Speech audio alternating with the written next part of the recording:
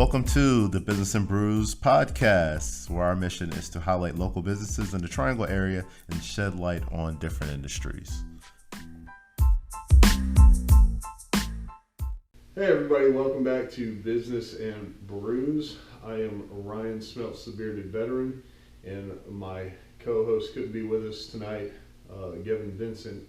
However, I am pleasured to be here with John Mullanaphy. He is what I would consider a marketing expert, though he may be a little bit more humble. So John, introduce yourself, and if you would tell us a little bit about marketing. Sure. My name is John Mullanaphy, like Ryan said. I am an aspiring marketing e-commerce guy. I've kind of taught myself how to do it online. Where I come from is the 9 to 5, the rat race, where most of us start when we're getting interested in working on e-commerce online on our own. So I started to learn myself by researching online, following a lot of the people that do it full-time or very experienced, and learning from them, and just start to put it in place and learn as I go. And it turned out to work very well for me. I started with affiliate marketing, built up a blog, started to drive traffic there, optimize my blog posts for the goal of doing affiliate marketing, driving traffic to retail sellers to get a commission. Saw some success with that, realized I had proof of concept, and tried to venture into other areas of e-commerce and marketing online in order to get proofs of concept in other business models while I continue to build up my blog and do affiliate marketing further with that. Nice. That's pretty cool, man. So before we get too much further, shout out to Bold Rock. This is definitely one of my favorites.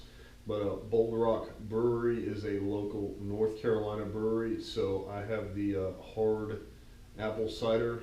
What do you got? The peach? Yep, peach hard cider. Nice. So shout out to Bold Rock Brewery for providing the brews aspect of the business and brews. So John, all of us, we run our businesses, we run our e-commerce, just thinking about like the different aspects of marketing and like how that kind of applies to the day in, day out. What are some of the mistakes that you made early on, and what did you do to kind of fix those in the long run? Some recommendations you would make to people who are just getting started. I would say the mistakes I did, which really isn't, what comes to mind is that I hit the ground running as soon as I could. So I learned about affiliate marketing and I jumped into it. I bought a domain, I got hosting, I started writing blog posts and just started diving into it. Very motivated to start doing something new, create income streams separate from my job, my full-time job. Right.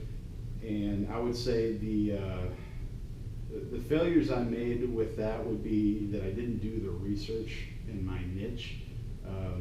With my blog posts, I ended up writing just a handful of blog posts. I'm still getting unique views, page views every month, about 100 a month on 3 blog posts here a year and a half later. Nice. But I realized very quickly that I didn't do my research on my niche well enough.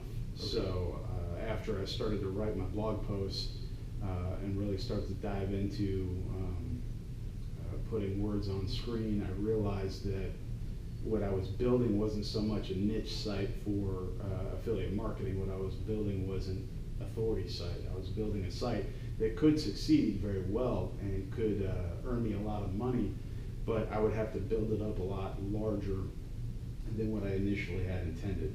My goal initially was to build like 30, to write about 30 posts, varying types of posts, and then market that on social media. But I realized that I needed to establish my authority a lot earlier in order to see success with it. I still plan on building that website up. I still own the domain. I still check the analytics. I still plan on having some blogs, posts put up on there. However, I decided kind of the 80-20 rule. It wasn't producing much for me at the time, so I decided to go another route with something that I knew could give me a return a little bit faster. Okay. So the other things that you decided to focus on, you're still applying your marketing tactics to those other ventures? Yes, absolutely. The marketing skills that I gained with that blog will definitely translate over. So I learned about affiliate marketing first, but that's really just the process of getting traffic you have to a retailer, so you got to build that traffic. So I learned how to do social media marketing, specifically Facebook and Instagram, of course. Started to do a little bit of research into YouTube, but I wasn't set up and not really set up for being on YouTube in my own ventures, so I was focusing on what I could do, which is building an Instagram following, creating pages on Facebook for the purposes of optimizing it and using it for ad campaigns later. And of course, those will translate over into other business models and just affiliate marketing. Nice. So it sounds like you have a little bit of experience when it comes to paid advertising. What are like the best successes you've seen? Like if someone was either on a budget or wanted to put their marketing dollars to work efficiently, what would you recommend? What platform would you say they head towards and why? Oh, definitely Facebook. Simply because you can dial into your audience really better than anywhere else. Now, of course, Google AdWords has a lot of options there. Google AdWords, you can dive in some aspects deeper than on Facebook. However, the learning curve is a lot higher with Google AdWords, from what I understand. I haven't dealt with it much, but Facebook I can speak to.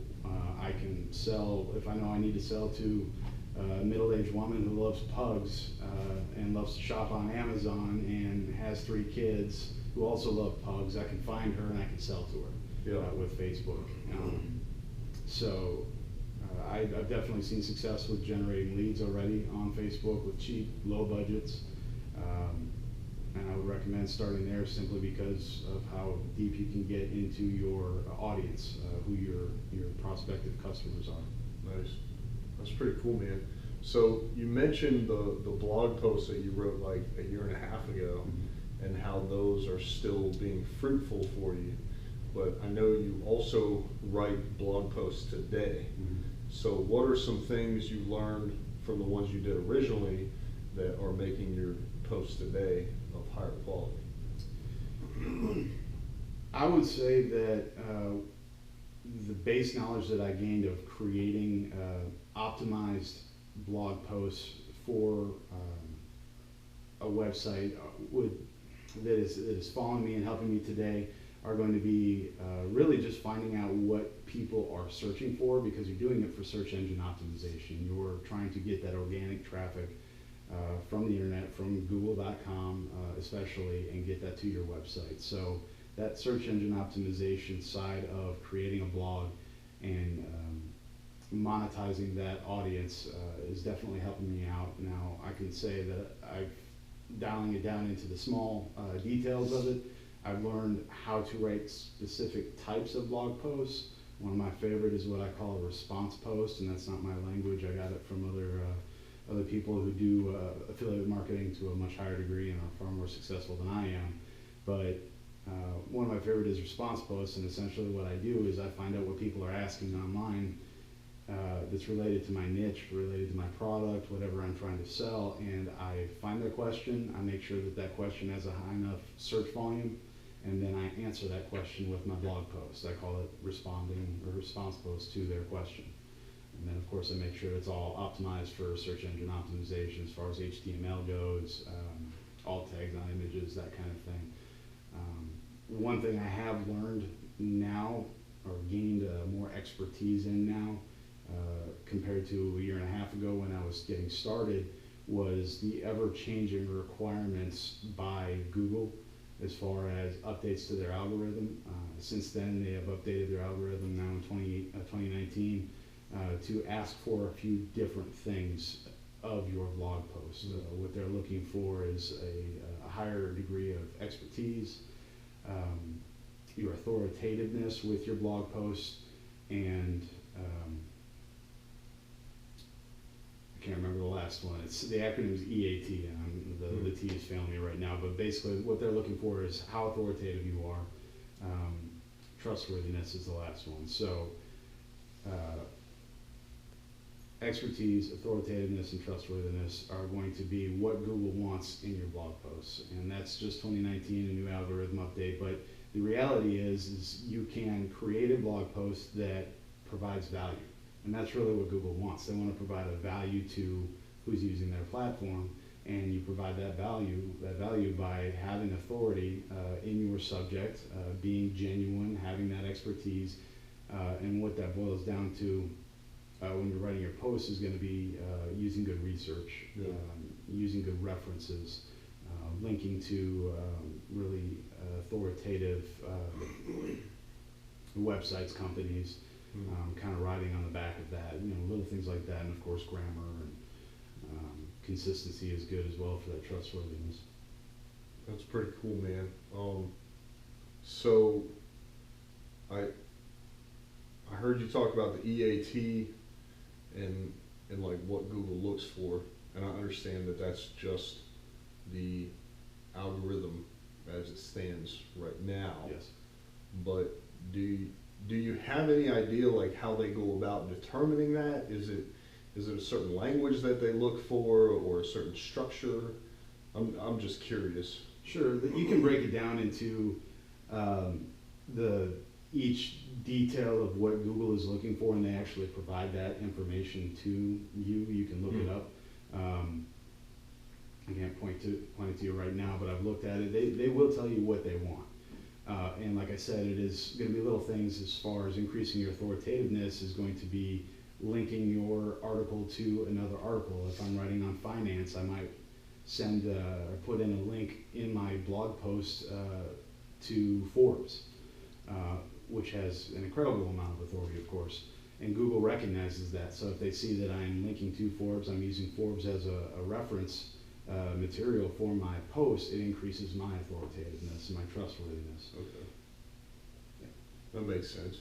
So what are some current challenges? Because I know you're still, deep into marketing. Mm-hmm. What are some current challenges you're dealing with as it relates to marketing? I would say the challenges that I am encountering are going to be the learning curve. I don't have any education in marketing outside of my personal experience. Yeah. I didn't go to school for it. I'm trying to learn it now in my 30s after I've been working in retail, in law enforcement, sales, insurance sales. I've never done marketing before. So because of that, it's that learning curve. And I'm hoping it's going to be kind of a hockey stick growth, and I'm starting to see a little bit of that working in social media, especially because I can use social media marketing to help me out with a bunch of different business models. But definitely that learning curve, learning those little bits of knowledge on different platforms such as Facebook, Business Manager, and learning the other platforms, Instagram. Eventually I'd love to learn Snapchat. Nice, definitely. So I think I'll ask you the famous three now. What are you currently reading? Currently reading Robert Kiyosaki, Cash Flow Quadrant. That's a good book. It is, it's awesome. What's your biggest takeaway so far? It's a lifestyle choice, really.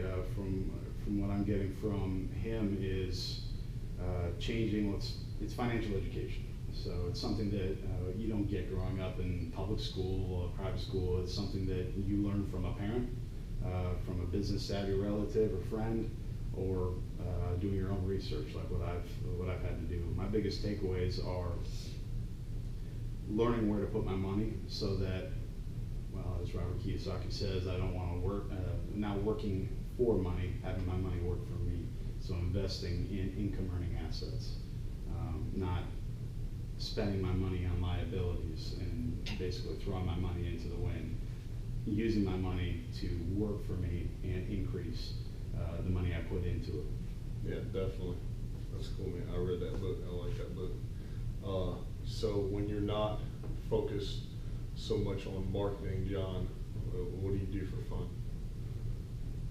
Really, that's going to be learning how to do it. I am so driven at this point. I've been working since I was 16. Yeah.